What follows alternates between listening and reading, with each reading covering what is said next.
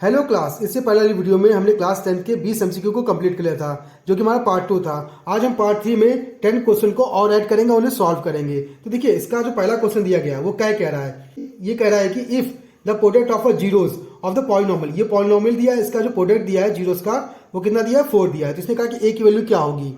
तो अगर आप नोटिस करेंगे इस पॉलिनोमियल को ध्यान से देखेंगे तो क्या लिखा, ax का क्यूब माइनस 6x का स्क्वायर प्लस 11x माइनस 6। यहाँ क्यूब दिख रहा है ना, इसका ना 3 है, इसका मतलब इसके जीरोस भी कितने निकलेंगे, 3 निकलेंगे। तो यहाँ से अगर देखा जाए तो यहाँ पे जो फॉर्मूला बनेगा वो बनेगा alpha multiply beta multiply gamma equal to क्या होता है, माइनस का d अपॉन a होता है। ये हमारा फॉर्मूला होता है। लेकिन अब d और a क्या है, इसको कैसे फाइंड करेंगे, तो उसके लिए हम यूज करेंगे क्या, इसके जनरल फॉर्मूला का, जो होता है हमारा ax cube plus bx square plus cx plus d equal to 0। ये होता है अगर आप कंपेयर करें तो देखिए d यहाँ पे, ठीक ना, जिसके पास कोई भी x की वैल्यू नहीं है, यहाँ पे कौन है x की वैल्यू, जिसके पास कुछ भी नहीं है वो 6 है। तो d की वैल्यू हमारी क्या आ गई, माइनस 6, और x क्यूब के पास जो नंबर है वो हमारा a है, यहाँ x के पास नंबर क्या a, तो हमारा a ही हमारा क्या है, a है। ठीक, इन दोनों की वैल्यू हम यहाँ पुट करेंगे तो करते देखिए alpha multiply beta multiply gamma equal to d की वैल्यू क्या है, माइनस 6, तो माइनस 6 अपॉन में a की वैल्यू हमारी क्या है, a ही है, तो a लिख दिया। अब इसका प्रोडक्ट कितना दिया, देखिए ध्यान से 4 दिया हुआ है ना, तो इसकी हम क्या लिखेंगे, 4 लिखेंगे। तो हमारा क्या आएगा, 4 equal to minus plus 6 upon में a। अब a को ऊपर भेजेंगे तो हमारा क्या आएगा, देखिए a इक्वल टू 6 अपॉन 4, इनको 2 से काटेंगे, देखिए 2 3 6 2 2 4, तो आंसर क्या आएगा 3/2। तो देखा जाए तो हमारा ऑप्शन कौन सा, ऑप्शन डी करेक्ट हो जाएगा। अब इसे क्वेश्चन नंबर 2 की बात करते हैं। इसमें कह रहा है कि in triangle ABC if angle A x है, एंगल बी 3x है और एंगल सी y है, और साथ में बोला गया है कि 3y माइनस 5x करने पर कितना मिला, 30। तो एंगल बी की वैल्यू क्या होगी, 60 45 30 या 90। इसको भी करेंगे सबसे सिंपल तरीके से। तो देखिए कैसे करेंगे। तो सबसे पहले हम क्या करेंगे, एक ट्रायंगल बना लेते हैं। ये हमारा एक ट्रायंगल बना हुआ है, इसका नाम क्या, ए बी सी। अब देखिए ए की वैल्यू कितनी दी है हमको, x दी हुई है, तो यहाँ हमारा x हो जाएगा। बी की वैल्यू हमारी कितनी दी है, 3x, यहाँ 3x हो गया। और सी की वैल्यू हमारी कितनी दी है, y, तो यहाँ हमारा क्या हो जाएगा, y। हमें पता है कि ट्रायंगल में तीनों एंगल का सम कितना होता है, 180। तो इनको ऐड कीजिए, देखिए x plus 3x plus y इसको कितना आएगा, 180। ठीक, अब इनको जोड़ लीजिए, कितना आएगा, 4x plus y equal to 180। ये हमारी इक्वेशन फर्स्ट हो गई। क्लियर। अब देखा जाए दूसरी इक्वेशन हमको ये दी हुई है, क्या दी है, 3y minus 5x equal to 30। ठीक है, ये हमारी सेकंड इक्वेशन है। अगर आप ध्यान देखेंगे यहाँ पे y कितना 3, यहाँ पे y कितना 1, तो इस पूरे में 3 से मल्टीप्लाई कर दीजिए, तो हमारा क्या बन जाएगा, देखिए 3 4 12 x plus 3y equal to, इससे मल्टीप्लाई करेंगे तो कितना 540 आ जाएगा। ठीक, अब इन दोनों क्या करेंगे, हम सब्ट्रैक्ट करेंगे। तो सब्ट्रैक्ट कैसे करेंगे, ध्यान देखिएगा।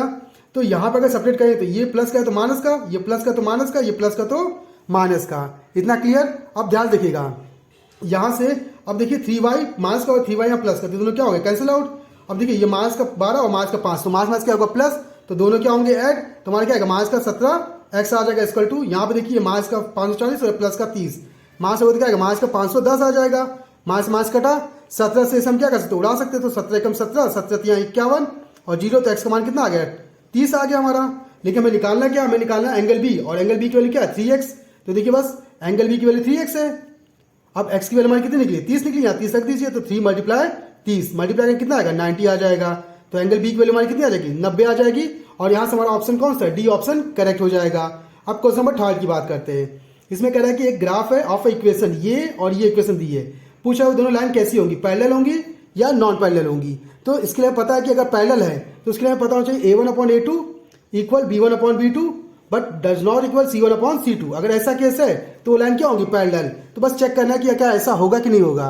तो उसके लिए हम क्या करेंगे, सबसे पहले इसको लेंगे, क्या दिया गया हमको, देखिए 6x minus 2y plus 9 equal to 0, ये हमको गिवन है। अब इसको हम कंपेयर करेंगे किसके साथ, a1x plus b1y plus c1 equal to 0 के साथ। a1 की वैल्यू कितनी दी है, 6। ठीक, b1 की वैल्यू हमारी कितनी दी है, ध्यान से देखिए -2, और c1 की वैल्यू हमारी कितनी दी है, 9। ये आ गया। अब दूसरा हम किसके लेंगे, यही लाइन से लेंगे। क्या दिया हमको, 3x minus y plus 12 equal to 0। अब कंपेयर करेंगे किसके साथ, a2x plus b2y plus c2 equal to 0 से। अब a2 की वैल्यू कितनी है, 3। ठीक, b2 की वैल्यू कितनी है हमारी, देखिए ध्यान से, -1, कुछ नहीं तो -1 ही लेंगे। c2 की वैल्यू हमारी कितनी दी है, देखिए 12। ये आ गया। अब कंपेयर करना है तो देखिए इसका रेशियो लेंगे तो क्या आएगा, 6/3 मतलब कितना आएगा, 2/1। ये हमारा जाएगा a1/a2। इस तरह इसका लेंगे तो देखिए -2/-1 कटे तो क्या आएगा, 2/1, ये हमारा जाएगा b1/b2। अब लास्ट हम लेंगे c1 वाले, तो देखिए 9/12 इसका क्या आएगा, c1/c2। काटेंगे, देखिए 3 3 जा 9 और 3 4 जा 12। तो आप देख रहे हैं कि a1/a2 और b1/b2 तो इक्वल है, लेकिन c1/c2 इक्वल नहीं है। तो हम कह सकते हैं कि ये जो हमारे जो पॉइंट दिए हैं ये हमारे क्या होंगे, पैरेलल होंगे, कंडीशन हमारा इसको वो फॉलो कर रहा है। तो हमारा आंसर क्या होगा, पैरेलल होगा। ठीक, तो इस तरह से हमारी ये प्रॉब्लम सॉल्व हो जाएगी। अब बात करेंगे क्वेश्चन नंबर कौन सी, 4th की। क्वेश्चन नंबर 4th में कह रहा है कि हमको यहाँ से यहाँ हिस्सा क्या दिया, 2.4, यहाँ से ऐसा x दिया हुआ है, यहाँ से यहाँ 3.2 और यहाँ से यहाँ 4.8, और बोला है कि DE जो है पैरेलल है किसके, BC के। तो बोला कि AB मतलब यहाँ से यहाँ तक की लेंथ क्या होगी इसकी। तो इसको भी सॉल्व करेंगे सबसे सिंपल तरीके से। तो देखिए ध्यान से, यहाँ पर आप जानते हैं अगर एक ट्रायंगल बना हो उसमें एक लाइन दूसरी लाइन के अगर पैरेलल है तो यहाँ लगता है क्या, BBT रूल लगता है। ठीक, अगर हम BBT रूल लगाएंगे तो इसका मतलब इसका रेशियो और इसका रेशियो और इसका रेशियो और इसका रेशियो क्या होगा, इक्वल होगा। तो बस वही करेंगे। तो देखिए 2.4 अपॉन में क्या आएगा, x इक्वल टू 3.2 अपॉन में कितना 4.8। इतना क्लियर, पॉइंट से पॉइंट हटाएंगे, 16 से दोनों काट देते हैं, 16 दूनी 32, 16 3 48, क्रॉस मल्टीप्लाई कर लेंगे तो इसको उससे मल्टीप्लाई उसको नीचे भेजते हैं और x को ऊपर। तुम्हारा क्या आएगा, देखिए x ऊपर आएगा, इक्वल टू ये मल्टीप्लाई करेगा इससे तो 2.4 मल्टीप्लाई 3, 2 मल्टीप्लाई हो जाएगा तो डिवाइड में, तो 2 नीचे आ गया, 2 से काटने कितना आएगा 1.2, मल्टीप्लाई करेंगे कितना आएगा 3.6। तो x की वैल्यू हमारी कितनी आ गई, 3.6 आ गई। मतलब यहाँ से यहाँ तक की, लेकिन हमें निकालना AB। तो AB में अगर देखा जाए तो x प्लस कितना 2.4 है।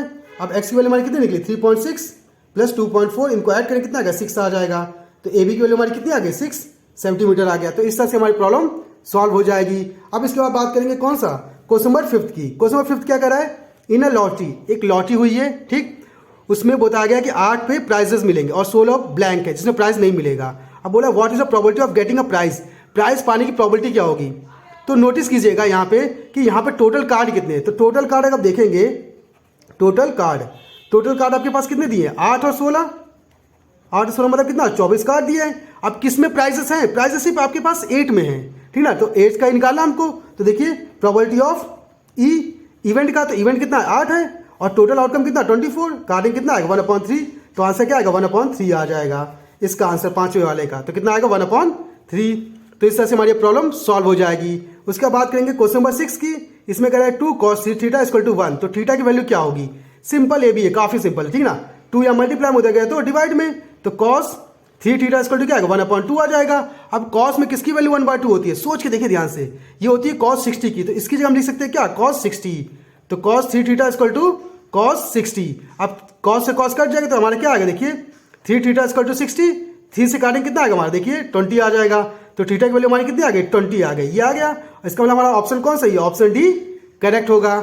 अब बच्चा हमारा क्वेश्चन नंबर 7। अब 7 कैसे करेंगे, इसमें दिया गया इन अ डाटा, एक डाटा दिया जिसमें L की वैल्यू कितनी दी है 40, H की वैल्यू 15 दी है, F1 की वैल्यू 7, F0 की वैल्यू 3, F2 की वैल्यू 6। तो पूछा है मॉड क्या होगा।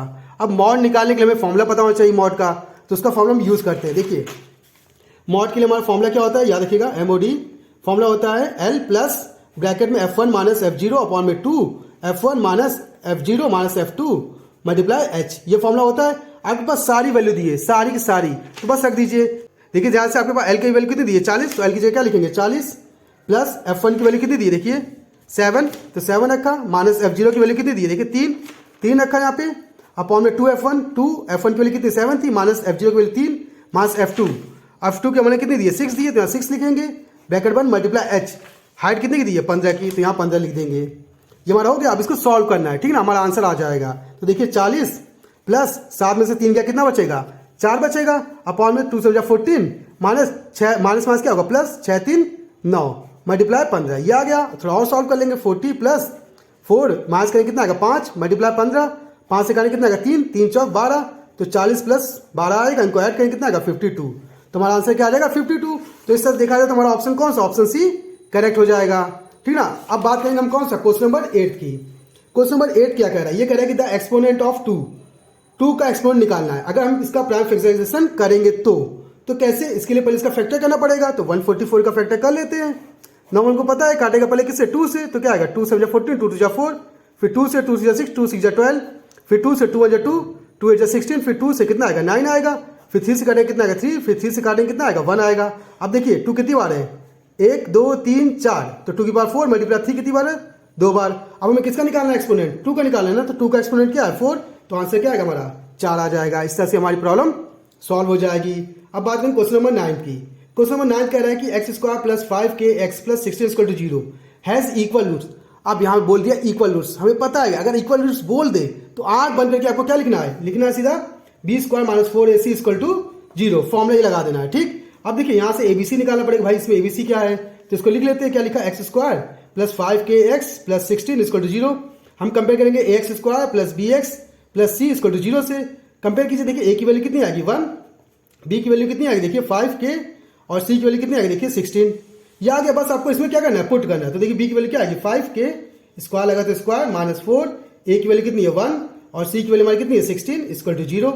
5 का स्क्वायर क्या आएगा 25, के का के स्क्वायर माइनस 4 को इससे मल्टीप्लाई करेंगे कितना आएगा 64 इक्वल टू 0। ये माइनस का होता गया तो प्लस का, तो 64 यहाँ क्या आएगा 25 के स्क्वायर, 25 मल्टीप्लाई होता गया डिवाइड में, तो के स्क्वायर इक्वल टू क्या आएगा 64/25, इसका होता गया तो रूट में, तो देखिए के इक्वल टू क्या आएगा रूट में 64/25। 64 किसका रूट होता है 8 का, 25 किसका होता है रूट, ये होता है 5 का, तो आंसर क्या आएगा प्लस माइनस 8/5 के का मान। तो अब देखा तो के का हमारा आंसर कौन सही होगा, प्लस माइनस 8/5, तो मतलब बी ऑप्शन हमारा क्या होगा, करेक्ट होगा, और इस तरह से हमारा आंसर आ जाएगा। अब बच्चा हमारा लास्ट क्वेश्चन आज का, तो क्वेश्चन नंबर 10 क्या करे, ये करे कि the point where the median, अब एक ऐसा पॉइंट जहां मीडियन मीट करते हैं किसी ट्रायंगल के, तो अगर हम ट्रायंगल बनाते हैं, इनके मीडियन बनाते हैं, एक मीडियन ये रहा, एक मीडियन ये रहा और एक मीडियन ये रहा। अभी मीडियन कहाँ मीट किया, यहाँ मीट किया ना, तो इस पॉइंट को बोलते क्या है, तो इसे बोलते हैं हम क्या, सेंट्रॉइड। तो हमारा ऑप्शन बी क्या हो जाए करेक्ट है। और आपको पता होना चाहिए जो यहाँ पे ये मीट करती है तो इसकी लेंथ जो होती है वो 2:1 होता है। ठीक, तो इस तरह से हमारी ये प्रॉब्लम सॉल्व होती है। तो ऐसे इंटरेस्टिंग वीडियो के लिए आप हमारे चैनल को सब्सक्राइब कर लीजिएगा। अगर आपके पास मैथ से रिलेटेड कोई प्रॉब्लम है तो आप हमारे कमेंट बॉक्स में कमेंट करके हमें बता दीजिएगा, उसका सोल्यूशन हम आपको बता देंगे। तो आज की क्लास के लिए धन्यवाद।